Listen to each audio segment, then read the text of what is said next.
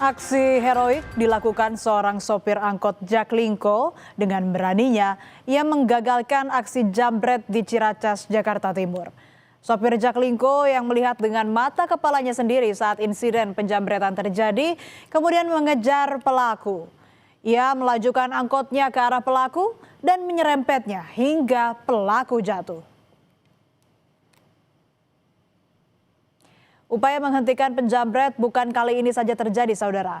Masih segar dalam ingatan kasus seorang suami yang bela istrinya saat dijambret malah ditetapkan polisi sebagai tersangka. Waktu itu 26 April 2025, Hogi Minaya melihat istrinya dijambret.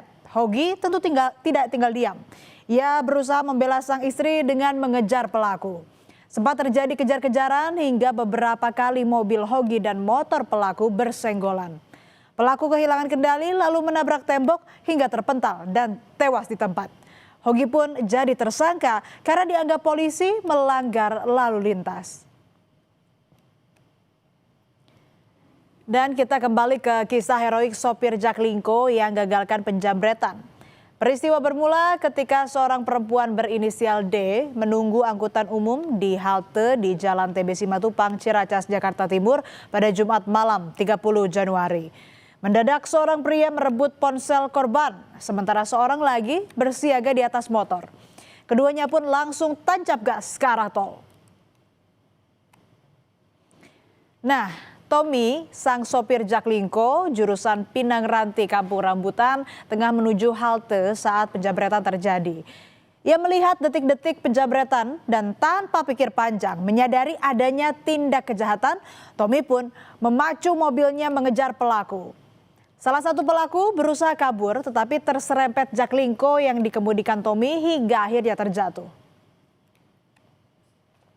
Tak butuh waktu lama, pelaku yang terjatuh dari motor langsung dikerumuni oleh warga yang mendengar penjambretan. Pelaku kemudian dibawa ke Polsek Ciracas untuk diproses hukum. Sementara yang satunya lagi, saudara, langsung kabur dengan motornya ke arah tol dan tak terkejar. Serempetan itu, saudara, bukan merupakan tabrakan keras. Pelaku jambret yang terjatuh pun menjadi bulan-bulanan warga dan pengendara sekitar setelah tertangkap tangan menjambret ponsel. Pelaku tidak mengalami luka akibat diserempet sopir Jaklingko, melainkan lebam akibat amukan warga. Awalnya dari sana bang, jalan baru. Nah, dikubur sama Jaklingko, ditabrak sama Jaklingko, tabrak jatuhlah motor itu. Terus palingnya jambretnya lari, kami tangkap, kami kejar. Ketangkap sama apa di sini? Iya, di sini satu orang. Satu orang. Yang satu lari ke sana. Pada saat ditangkap ada barang bukti, bang? Barang bukti ada, bang. Korban juga ada. Korban juga ada. Ada. Apa barang bukti, bang? Handphone. Oh, handphone. Oh, jadi dia jambret handphone. Oh iya. Pelakunya berapa orang, bang? 2. Terus selanjutnya langsung dibawa ke Kampung Rambutan, Polsek Kampung Rambutan situ. Pelaku dibawa ke Polsek Ciracas oleh warga menggunakan kendaraan Jaklingko. Korban penjambretan telah membuat laporan polisi. Sementara itu polisi menyelidiki kasus ini dan mencari satu lagi pelaku yang melarikan diri. Ada satu orang itu. Terus kemudian setelah itu si korban kan teriak akhirnya kan si pelaku itu langsung melarikan diri, langsung kabur kan. Terus begitu kabur itu kan si Jaklingko itu merasa ini kan ada teriak-teriakan kayak gitu, langsung jalan, rupanya langsung jalan. Ada motor yang ada di pinggir jalan itu dipepet sama Jaklingko itu, kan itu satu orang.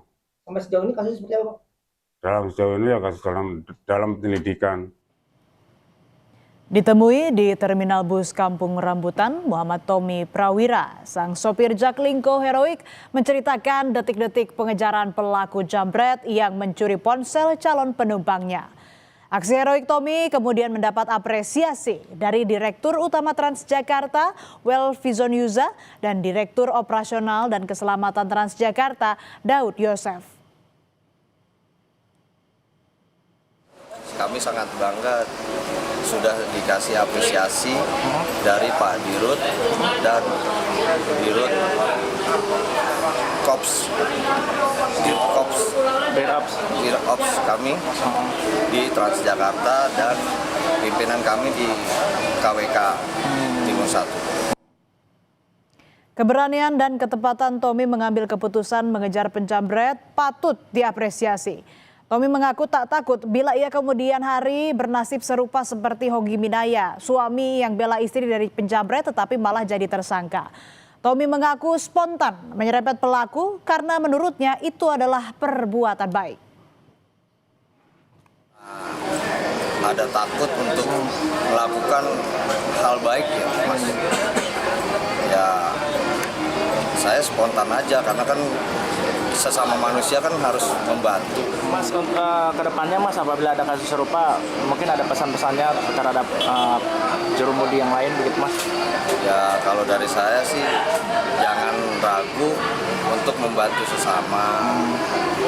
Dan jangan lupa SOP yang sudah berlaku di Transjakarta dan KWK Timur 1. Sementara itu Jalan Panjang Hogi Minaya, suami yang sempat jadi tersangka setelah menabrak penjamret istrinya untuk mencari keadilan, berbuah manis. Komisi 3 DPR RI telah meminta Kejaksaan Negeri Sleman untuk menghentikan kasus Hogi karena menilai kematian dua penjamret adalah murni akibat peristiwa penjamretan. Kasus Hogi akhirnya di-stop Kejari Sleman dengan menerbitkan SKP 2 atau Surat Penghentian Perkara per 29 Januari 2026. Hogi terbebas dari status tersangka. Jadi peristiwa matinya dua penjamret itu ada konteksnya dengan kejadian penjamretan itu. Bukan situasi yang terpisah. Ya, satu kasus, satu perkara. Ini kok tiba-tiba jadi dua? Ini mindset berpikir ya, kerangka berpikir ya. Ya, jadi kalau menurut saya sudah salah kaprah dari awal. Pak Ketua, bagi saya tidak ada kasus lalu lintas itu. Ya, yang ada kasus penjamretan terungkap, terbukti, tersangka meninggal dunia, kasus tutup. Saya minta kasus ini dihentikan. Kasus heroik menggagalkan aksi jamret bukan hal baru, saudara. Sebelumnya di Ampang, Kota Padang, seorang pengemudi pick-up menggagalkan penjamretan dibantu seorang personel dari Satlantas Polres Padang Pariaman. Sopir mobil pick-up melihat ibu pengendara motor dijamret gelangnya. Sopir pick-up menghentikan penjamret dengan cara menabraknya. Seorang personel dari Satlantas Polres Padang Pariaman yang kebetulan ada di lokasi membantu menangkap pelaku.